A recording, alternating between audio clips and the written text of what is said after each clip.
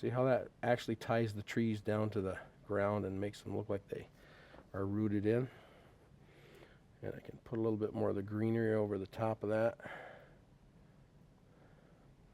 All right, that's looking pretty good.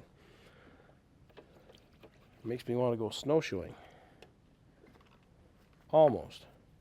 Actually, winter's coming to an end in my neck of the woods right now, so I'm glad to see that. I'll be glad to see some warmer temperatures and get rid of the snow for a while.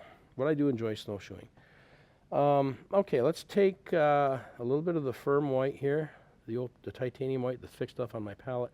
And I'm going to mix a little bit of the fast flow white medium with it to thin it down. Again, it's what I told you before. I'm thinning paint down to go over the top of the thicker stuff. And then I'm going to take a little bit of blue. I'm going to put some shadowed bluish snow. And I'm just comparing my color here before I put it on my canvas. And I'll take a little bit of clear into that to further thin it just a little bit. You will know, your key will be if you go to touch your tree, if the paint doesn't come off the brush and it's lifting green rather than depositing blue, you need to thin this blue color down. See, that's sticking just fine. So I'm just going to kind of randomly dab a little bit of this snow texture on the tree so it looks like it's heavily laden with some fresh snowfall. I just need more of that same overall color, so I'm just mixing a little more up here on my palette.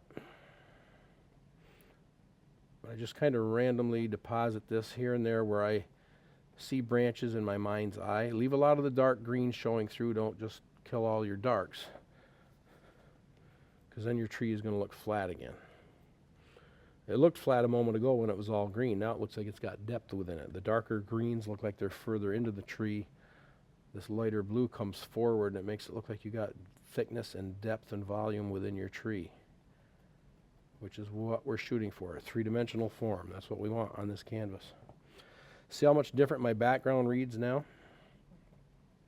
Remember earlier on when it didn't look like much? Now it takes its rightful spot. It looks perfect for what we wanted. Okay, one last little thing, a couple last little things really.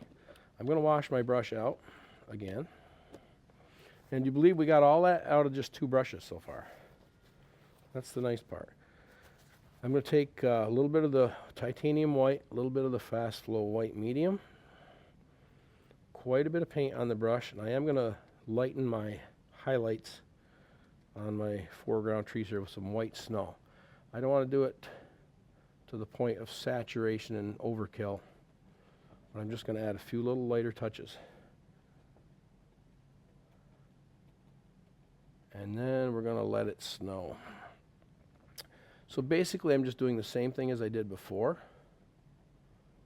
but just don't overdo it. I find a lot of times in my classes my students tend to want to over highlight everything. Highlighting, I always tell them, is the icing on the cake. Less is more. A little bit of something usually looks pretty good. A lot of it is just too much and it's overkill. So notice I'm being very sparing with this lightest color. Doesn't take much to say what I want it to. All right.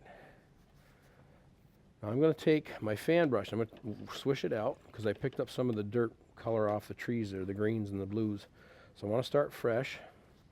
I'm going to wash this out. I'm going to take some of the fast flow white medium. I'm actually going to use some of the paint thinner in my bucket. This clear medium is great for thinning the paints down to a certain degree, but it's nowhere near as thin as what the actual paint thinner is that I clean my brushes with. So I'm actually going to dip in and get a little bit of that to further thin it, and I'm going to spatter, which means I'm going to get the paint to a consistency thin enough. If you come right down here on the palette with me, I'm going to show you against this green darker background. What I want to do is be able to take the brush like this and just release the bristles, let them snap, and I get this dotted random effect. A lot of people use a toothbrush for that. Toothbrush would work great too. I like a fan because I can control a fan because of the shape of it. Where I release those bristles, they tend to go more in a line, and I can kind of target certain areas. A toothbrush works good, but it's a broader spray. It's a much broader pattern that it puts out, which would be good for something like this because I'm doing the whole area. But I want to just put some of this little spatter. So it looks like we got a very light snowfall coming down. Kind of makes you want to sing Jingle Bells. Dashing through the snow. So you're going to have to determine whether you want a lot of snow or just a little. But you want to do the whole canvas. Okay, that's looking pretty good.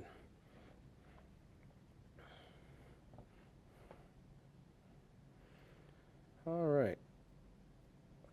I'm going to say that's a wrap, but before we close, I'm going to show you how to sign this with a liner brush. I've had a lot of questions of people asking on how to sign a painting, so I'm going to show you that. Now, don't you think you can do that? That's a very simple little painting, very few tools. The key is starting out with a nice thick paint underneath and just thinning it down.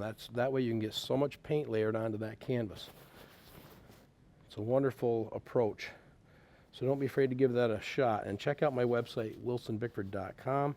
I've got tons of info and a newsletter information and stuff on there that you can sign up for. Okay, as far as signing this, use a color of your choice. Usually it's recommended to use something within the painting. I'm probably going to use maybe some of this darker green stuff here. I've got quite a bit here on my palette. It's got some spatter on there. It's not going to hurt a thing. This is my number 2 script liner. I have 3 liners in my series. There's a number 2 script liner, which is this one. There is a number 2 detail liner, which is about the same length, a little shorter, but much broader girth for different larger areas for where you need liner work. And I have a long script liner. This is just the regular number 2 script liner. It's made of synthetic hair. I use this with acrylics when I do my acrylic underpaintings for underneath my oils too. So you can use it for both mediums. I'm going to roll this brush. Notice how thin I've got that. I'm using quite a bit of the paint thinner. You got to get it thinned right down, almost like milk. And I roll the brush, and I'll say right here in this corner. I'm going to put this up a little higher because my easel's in the way, but put it up high enough where your frame won't crop it out, but not right up in the middle of your painting either. And don't be afraid to put your name on there. Some people put it so small and minuscule, you have to hunt for it. I'm kind of proud of what I do, so you know what? I want everybody to know. Don't be afraid to put your name in lights, as they say.